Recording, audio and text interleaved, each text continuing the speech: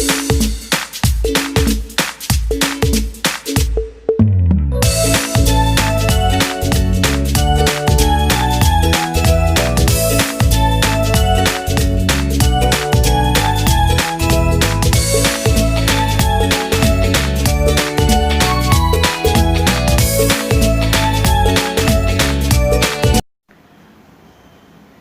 dear students, welcome to my channel Knowledge World.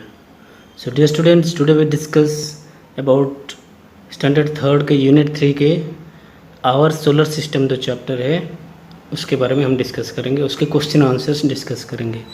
Okay, सो ये topic start करने से पहले डियर स्टूडेंट्स, जैसा कि मैं बोलता आ रहा हूँ, like share my videos with your friends and comment in comment box and subscribe my channel को सब्सक्राइब कीजिए और बेल आइकन को प्रेस करना नहीं भूलिएगा, क्योंकि आने वाले सारे अपकमिंग वीडियो के नोटिफिकेशन आपको मिल सके.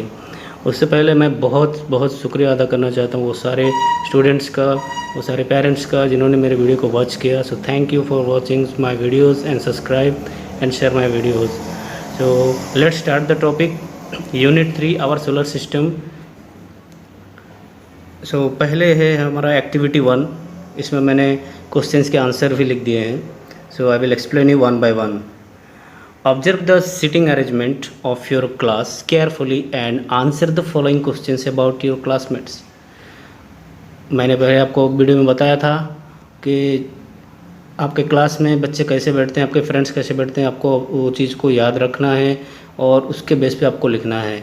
तो पहला है who sits closest to the black board. Black board के पूरे क्लोज में कौन बैठा है? तो मेरा एक फ्रेंड है, मैंने उसका नाम लिखा है रोहन. तो रोहन ब्लैक बोर्ड के पास बैठा है. दूसरा, हु सिट्स फारटेस्ट, दूर कौन है from the black board. Black board से दूर कौन बैठा है? वो है गोपाल. ये दूसरा फ्रेंड है जो ब्लैक बोर्ड से बहुत ही दूर में बैठा है. आप अपने फ्रेंड्स का नाम लिख सकते हो कोई भी. Then who sits on your left and right. Left और राइट के बाद कौन कौन बैठा है? लेफ़्ट में साहिल है और राइट में विकी. ये भी एक दो फ्रेंड है मेरे. तो आप कोई भी फ्रेंड्स का नाम जो आपके बाजू में लेफ़्ट में राइट में बैठते हैं वहाँ पे दाएं और बाएं उसका नाम लिख सकते हैं. हु सिट्स बिहाइंड यू, आपके पीछे कौन बैठा है? यहाँ पे युवराज बैठा है. युवराज एक फ्रेंड है, वो भी मेरे पीछे ही बैठा है. Who sits in front of you. In front of का मतलब है सामने. आपके सामने कौन बैठा है? तो उसका नाम है नीलेश. तो आप अपना फ्रेंड्स का कोई भी नाम लिख सकते हैं. ये है आपका एक्टिविटी 1. एक्टिविटी 2 तो ये रीडिंग में था. ओके, हम एक्टिविटी 3 देखते हैं. एक्टिविटी 3 में ये पोएम मैंने आपको पढ़ाया था, वो पिछले वीडियो में है. अगर आपको कुछ समझ में नहीं आता फिर से देखिए, उसको समझिए. और अभी इसका एक्टिविटी 4 में आते हैं. तो ये मैंने आपको बताया था, इसके आंसर्स में बताऊंगा. सो डियर स्टूडेंट्स, गौर से देखिए सबसे पहला जो है 1 नंबर वो वाला है आपका सन. ये जो है वो सन है. ओके, फिर सन के सबसे करीबी जो पहला प्लैनेट है वो है मार्स. ओके, अभी सेकंड नंबर देखिए, वो वहाँ पे जो सन है जहाँ पे मैंने पहले यहाँ पे टिक किया है, ये सन के सेकंड नंबर में कौन है? देखिए सेकंड नंबर पे ध्यान से देखिए. यस, ये जो है, तो ये जो राउंड सर्कल आप देख रहे हो, ये प्लैनेट्स के खुद के वे हैं जो कि वो घूमते हैं. तो सेकंड नंबर पे वीनस. अभी थर्ड नंबर में देखते हैं. थर्ड नंबर में देखिए हमारा प्लैनेट अर्थ है. थर्ड नंबर जो ट्रैक है सर्कल यहाँ पे, तो ये अर्थ मैंने लिखा है. ओके, उसके बाद नेक्स्ट ट्रैक में देखिए कौन सा है? ये है, तो ये है मार्स. ओके, तो ये आपको सीक्वेंस वाइज सजाना है. ये जो एक्टिविटी है, एक्टिविटी 4 का है शायद. यस, 4 ही है. तो एक्टिविटी 4 में आपको ये सारी चीज़ें आपको अरेंज करके लिखनी होती है. ओके, अच्छा, अभी नेक्स्ट देखते हैं हम 5th नंबर प्लैनेट कौन सा है आपका? 5th नंबर में है सबसे बड़ा प्लैनेट जो है जुपिटर. ये देखिए वो सर्कल जो है 1 2 3 4 5, तो ये 5th नंबर का है. तो ये 5th नंबर का प्लैनेट जुपिटर है. जुपिटर के पास जो है 6th नंबर का प्लैनेट, वो सर्कल देखिए 5th के बाद 6th है यहाँ पे, तो ये है. तो ये है सैटर्न. सैटर्न है 6th नंबर का प्लैनेट. अभी 7 नंबर उसका नेक्स्ट रॉ में देखिए जो पाथ है उसका प्लैनेट्स का, ये है यूरेनस यहाँ पे। ओके, यूरेनस के बाद 7 के बाद 8 देखिए क्या। अभी देखिए 8 नंबर पे यहाँ पे जो है ये आपको दिख रहा है, ये है आपका नेपच्यून, ये सबसे आखिरी वाला, और जो सन है उससे सबसे दूर का प्लैनेट है नेपच्यून। तो ये है आपका एक्टिविटी 4 के एक्सप्लेनेशन। ओके, अभी एक्टिविटी 5 देखते हैं है या नहीं। एक्टिविटी 5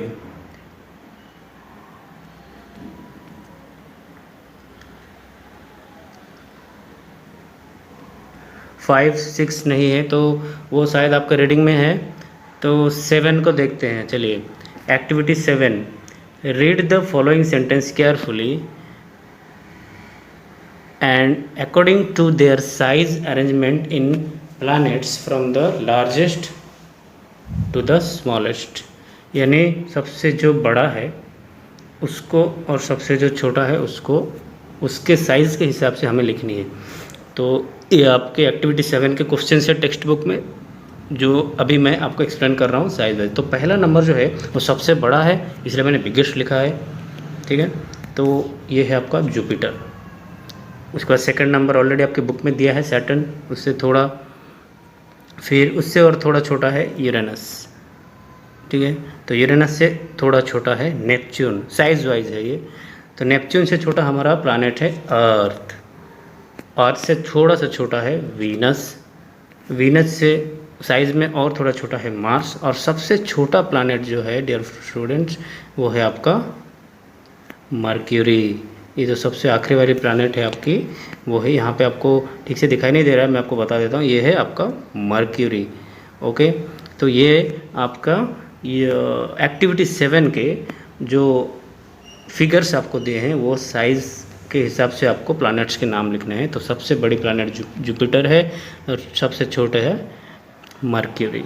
ओके, अभी देखते हैं एक्टिविटी 8।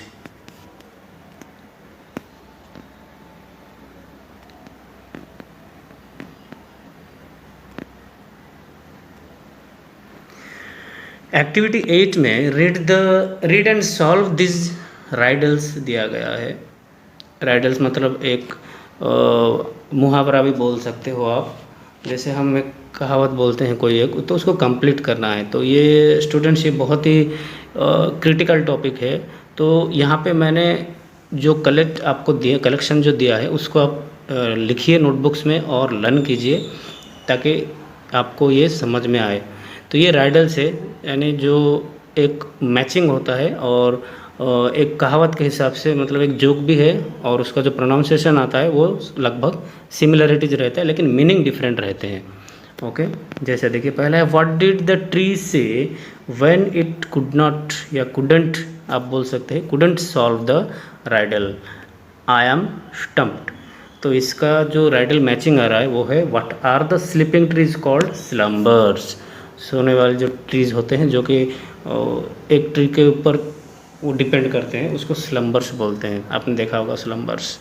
सेकंड नंबर देखिए, where do crazy plants grow in the crackpots, उसका मैचिंग राइडल है how does a tree change by turning over a new leaves. ये भी एक खूबसूरत राइडल है। कुछ राइडल्स फनी भी होते हैं, कुछ इंटरेस्टिंग भी होते हैं। Third number, who is the most boring alligator crocodile, boring alligator crocodile, then why does the car embarrassed it had gas. ये थोड़ा बहुत ही फनी है, समझ में आ रहा है आपको। ये जो यहाँ पे पहला जो थर्ड नंबर में दिया, सबसे ज़्यादा बोरिंग वाला एलिगेटर कौन होता है, तो क्रोकोडाइल, क्रोकोडाइल जो होता है मगर, जो पानी में रहता है ना मगरमच्छ बड़ा वाला वो। तो यहाँ पे उसका जो राइडल मैंने लिखा है वो है why does the car embarrass, जो कार है वो खुद को शर्मिंदगी क्यों महसूस करता है, क्योंकि उसके पास देखिए इट हैड गैस, यानी वो जब गाड़ी चालू होती है, हम स्टार्ट करते हैं कार को तो पीछे से गैस निकलती है, तो ये एक फ़नी हो गया उसके लिए, तो फ़नी वाला राइडल है। 4 number, what would you get if you crossed a rabbit with computer software, a bunny with floppy years. ठीक है, ये एक राइडल है टेक्स्ट बुक का, तो उसको मैचिंग मैंने ये लिखा है, what animals help computers run, तो रैम्स। ओके, ये भी एक बहुत खूबसूरत राइडल है। 5th number, what does a bee use for shaving a blade of grass, तो उसका मैचिंग राइडल मैंने लिखा है, how do birds get ready to exercise, they do warm up. Okay, 6th number, what sea creature is found in every car, steering wheel, जो गाड़ी चलाते हैं steering wheel गोल वाला, तो उसको एक नाम है, वो प्रोनाउंसिएशन स्टेयरिंग व्हील है, लेकिन वो एक उसको बोला गया है कि सी का क्रिएचर से मैचिंग किया गया है। उसका आंसर है, what's the scientist favourite candy, scientist का फेवरेट कैंडी चॉकलेट कौन सा है, एक्सपेरिमेंट्स। एक्सपेरिमेंट्स हम बोलते हैं ना, एक्सपेरिमेंट करना, तो उसको एक्सपेरिमेंट्स दिया गया, तो मिंट्स चॉकलेट्स जो खाते हैं, तो वो एक राइडल बन गया। 7 number, what is the mouse favourite game, hide and squeak, hide and seek होता है, बिस्किट चॉकलेट मालूम है आपको, तो ये हाइड एंड स्क्विट होता है, जो कि बहुत ही फनी है, हा हा हा, यहाँ पे लिखा गया है। और उसका रेडल मैंने लिखा है, इफ़ ए डक सेज, अगर एक डक बोलता है कि क्वैक क्वैक, डक का आवाज़ यही होता है, तो व्हाट डज इट सेज, ये क्या बोलेगा जब वो भागेगा, quick quick, quack quack quick quick, ऐसा होता है। ठीक है, बहुत ही फनी राइडल हो गया। तो डियर स्टूडेंट्स, ये था आपके एक्टिविटी 8 के एक्सप्लेनेशन और आंसर्स, इसको आप नोटबुक्स में लिखिएगा ज़रूर। अभी हम देखते हैं नेक्स्ट